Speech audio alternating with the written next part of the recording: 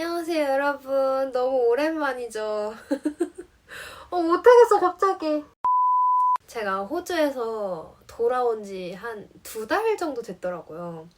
그 사이에 잠깐 유튜브를 쉬었는데, 꽤나 많은 사람들이 궁금해 주셔가지고, 나를 그렇게까지 궁금해할 줄 몰랐는데, 그래서 이제 슬슬 유튜브를 다시 시작하려고 합니다.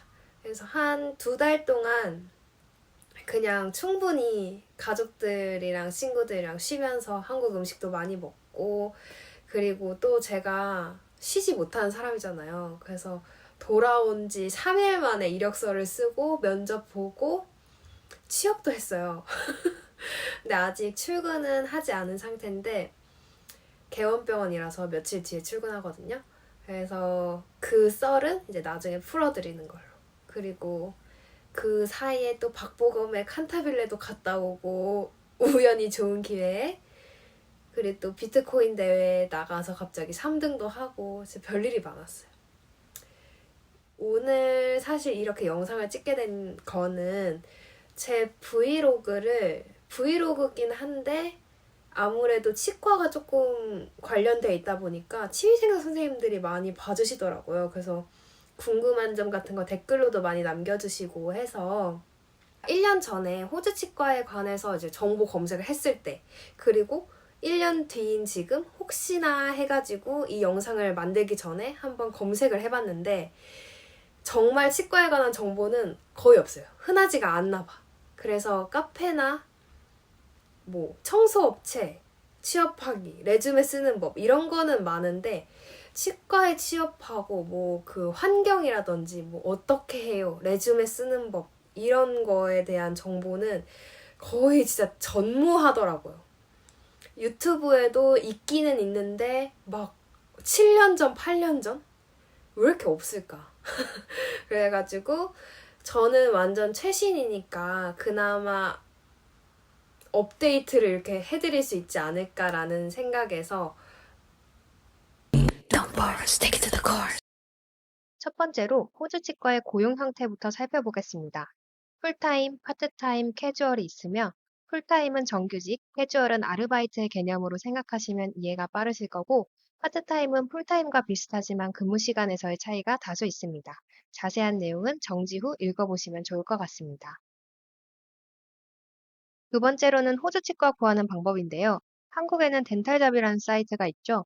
호주에도 다양한 사이트가 있습니다.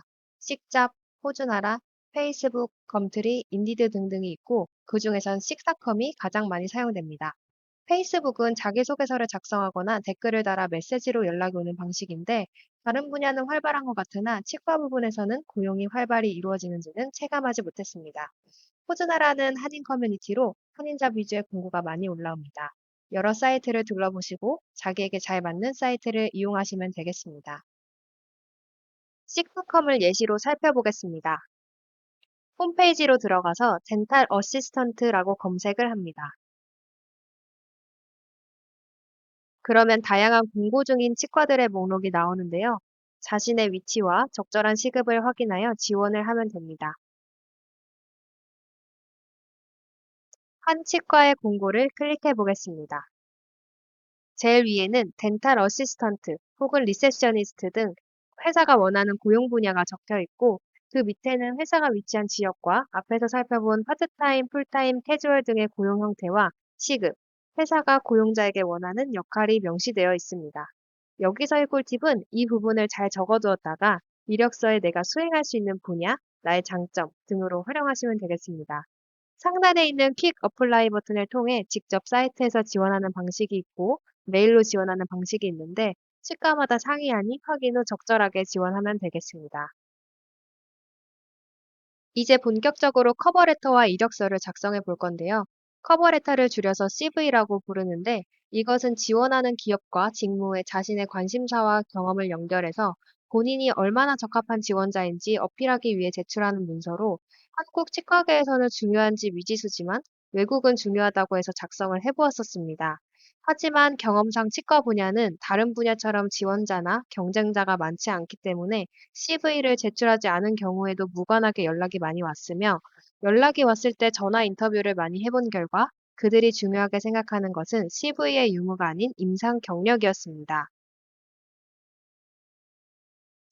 저는 커버레터를 작성할 때 캔바라는 사이트를 이용해 양식을 업로드해서 사용하였고, 이 부분은 본인이 원하는 사이트와 양식을 적절히 이용하시면 되겠습니다.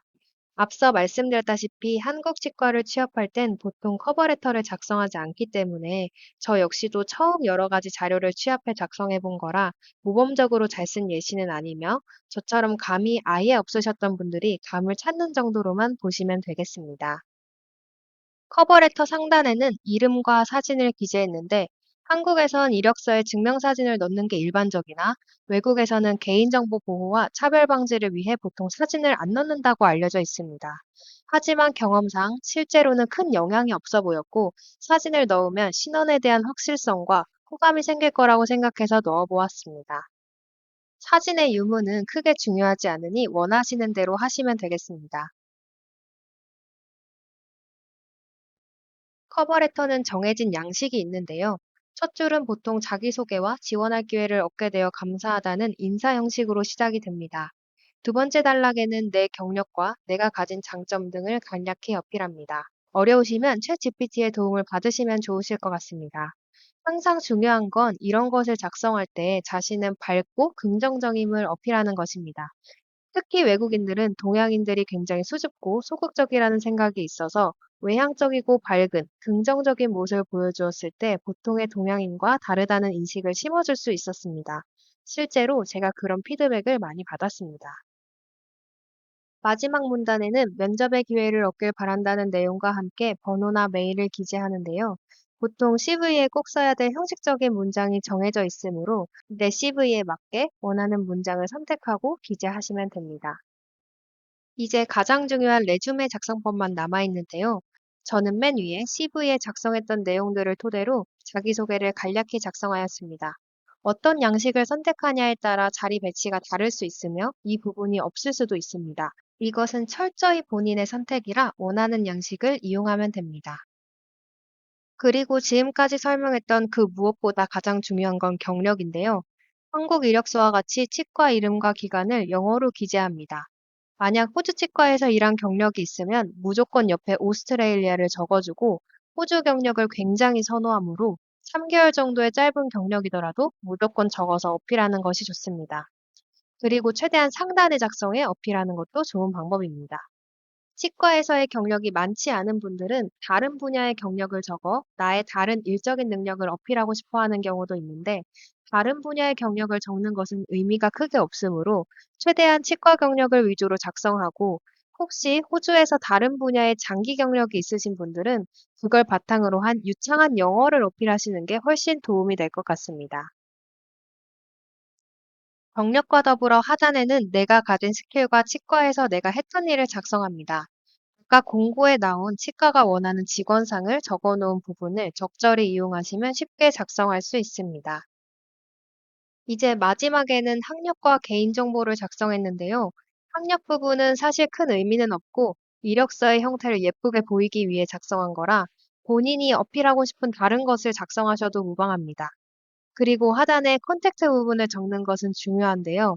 고용자가 나에게 연락할 수 있게 개인정보를 기재하는 것입니다. 호주 주소와 호주 핸드폰 번호, 메일 주소를 적고 SNS 주소를 적는 경우도 흔히 있습니다. 그리고 이것과 더불어 반드시 기재해야 하는 것은 내가 가진 비자 종류와 만료 기간을 적는 것인데요. 비자 종류에 따라 일할 수 있는 시간이나 기간, 고용 형태가 달라질 수 있기 때문에 정확히 작성하는 것이 중요합니다. 이로써 CV와 이력서 작성하기는 모두 끝이 났습니다. 이제 1년 차 때 막내로 치과 생활을 좀 적응하고 3년 차 때 팀장 생활을 좀 1년 정도 하다가 이제 공무원 시험을 봐서 군무원으로 5년 정도 생활을 하고 공무원 너무 내 성격이랑 안 맞아라고 생각을 하고 면직을 해야겠는데 어떻게 보면은 그 현장이랑 5년 정도 떨어져 있잖아요. 그래서 뭔가 나만의 무기를 하나 가지고 민간으로 나가고 싶은데 그게 뭘까라고 생각을 했을 때 영어라고 저는 생각이 들었어요.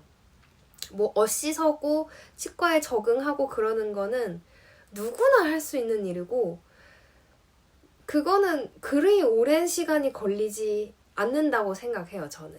그러니까 아예 뭐 모르고 들어갔던 것도 아니고 하니까. 근데 이제 치과는 사실 영어 쓸 일이 많지 않잖아요. 그리고 뭐 대학교나 이런 데서 영어를 그렇게 많이 중요하게 쓰지도 않고 하니까. 그러니까 그 말은 즉슨 외국어에 관심이 많고 외국인 환자를 볼 수 있고 보고 싶은 취미생사가 드물다. 그러면 그 시장은 블루오션이고 그것이 곧 나의 경쟁력이 될 것이다. 라는 생각을 가지고 있었거든요. 그리고 실제로 공부를 하고 지금 제가 느끼는 거는 그런 메리트를 가지고 취업을 잘 했기 때문에 그 생각이 틀리지 않았다라는 확신을 가지고 있거든요. 그래서 시간과 노력과 돈을 들여서 열심히 영어 공부를 하시는 분들은 남들보다 노력한 만큼 더 좋은 미래가 있을 거라고 생각을 해요. 그리고 사실 외국인 치과에 안 가면 쓸모가 없을 거라고 생각을 할 수 있잖아요. 그런데 제가 호주에서 느낀 거, 그리고 지금 느끼고 있는 거는 사실 우리나라도 호주처럼 이민자가 많은 나라가 머지않아 될 것이다. 혹은 지금 돼 있는지도 몰라요. 그런 생각이 좀 있거든요. 그래서 내가 외국인 환자를 보고 싶지 않더라도 꼭 봐야 하는 그런 필수적인 상황이 반드시 생길 거라고 생각을 해요. 머지않은 미래에. 그래서 지금 외국어를 공부해 놓는 것이 굉장히 중요한 시점이라고 생각을 해요. 그게 꼭 영어가 아니더라도. 그래서 저는 영어를 조금 자연스럽게 할 수 있는 상황이 되면 중국어도 하고 싶어서 지금 조금씩 연습을 해놓고 있는 상황이거든요. 그리고 또 한 가지 제가 드리고 싶은 말이, 제가 그런 생각을 했었어요. 내가 요거 1년 공부를 한다고 해서 외국인 환자를 볼 수 있을까? 내가 빠른 시일 내에 상담을 할 수 있을까? 막 이런 생각을 했었었는데, 제가 호주에서 느꼈던 게 사실 그렇잖아요. 한국어도 엄청 유창하든 유창하지 않든 환자들한테 하는 말은 거의 다 비슷한 말이에요. 비슷한 문장만 쓴단 말이에요. 그게 꼭 병원만은 아닐 거예요. 뭐 카페든 어디든 똑같을 것 같은데, 그래서 단지 그것을 영어로 하는 것 뿐이다. 그래서 실제로 제가 두 번째 치과에서 일을 했을 때 한국인 선생님이 계셨는데 너무 어렸을 때 이민을 와서 한국어를 잘 할 수 없는 그런 상황이었어요. 근데 그분께 이제 한국어를 해야 되는 상황이 주어지고 한국인 환자를 봐야 되는 상황이 주어지니까 그 상황에 맞춰서 공부를 하고 반복을 한 거죠. 그러다 보니까 빠른 시일 내에 한국인 환자를 자연스럽게 볼 수 있는 사람이 된 거예요. 저는 그 분을 보면서 진짜 저게 나의 미래다. 내 롤모델이다. 이렇게 생각을 하면서 공부를 했거든요. 희망을 가졌다고 해야 되나? 사실 이렇게 제가 막 말하듯 유창하게 못하죠. 완전 한국인처럼 못하죠. 그리고 가끔씩 모르는 단어가 있으면 이렇게 저를 보면서 무슨 말이야? 이렇게 할 때도 있어요. 근데 중요한 거는 처음부터 끝까지 그 환자를 자연스럽게 책임을 질 수 있다는 거죠. 그게 중요한 거죠. 그래서 우리도 할 수 있다. 희망을 갖게 됐어요, 저도. 그러니까 여러분, 처음부터 너무 내가 할 수 있나? 뭐 이런 생각하지 않기. 누군가가 했다는 건 나도 할 수 있다는 거다. 사실 외국어 공부라는 게 엄청 절망의 연속이거든요. 눈에 띄는 결과를 빨리빨리 확인을 못하니까. 그리고 막 단시간 내에 느는 것도 아니고. 근데 할 수 있다, 여러분. 빠른 시일 내에 우리가 할 수 있다. 화이팅! 그리고 저도 해낼 거예요. 제가 보여드릴게요. 뭐 어떻게 보여드릴지 모르겠지만 전 진짜 해낼 거거든요. 여러분, 우리 할 수 있습니다. 그리고 정말 마지막으로 한 가지 말씀드리고 싶은 것은 호주뿐만 아니라 아마 다른 나라도 그럴 거예요. 되게 한국인을 좋아하거든요. 우리가 일머리도 빠르고 우리는 손도 빠르고 어떤 힘든 환경에 대한 역치도 높기 때문에 막 도망도 안 가고 막 그래서 되게 좋아하는데, 막 그렇다고 해서 막 너무 힘든데 꼭 참아라, 도망가지 마라 이런 뜻이 아니라, 제가 느낀 건 뭐 다른 게 국가대표가 아니구나. 내가 여기서 어떻게 행동하는지에 따라서 이제 한국인에 대한 어떤 편견이나 선입견? 약간 인식 이런 것들을 외국인한테 심어주게 되기 때문에 최대한 좋게 그리고 열심히 잘 좋은 인식을 심어주자. 이런 당부를 조금 드리고 싶어요. 우리가 다른 나라 사람들이랑 경쟁을 할 때 한국인을 좋게 봐주는 이유는 그 전에 했던 사람들이 좋은 인식을 심어줬기 때문이라고 생각하거든요. 그러니까 그런 거를 계속 유지해야 이제 그 뒤에 있는 사람들이 저희처럼 좋은 혜택을 받을 테니까 그러니까 우리가 그거를 유지하자. 약간 이런 생각. 근데 아마 제가 얘기하지 않아도 저절로 그런 생각이 들 거예요. 제가 첫 번째 치과에서 일을 했을 때는 거의 그 코리안에 대한 데이터가 없는 사람들이랑 일을 해서 제가 유독 그런 마음을 많이 가졌었거든요.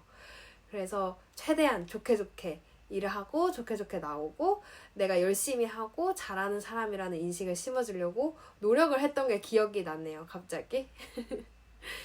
그리고 제가 최대한 많이 담아보려고 노력을 했는데 아마 부족한 게 많았을 거예요. 궁금한 것도 많으실 거고. 그래서 인스타그램이 있거든요.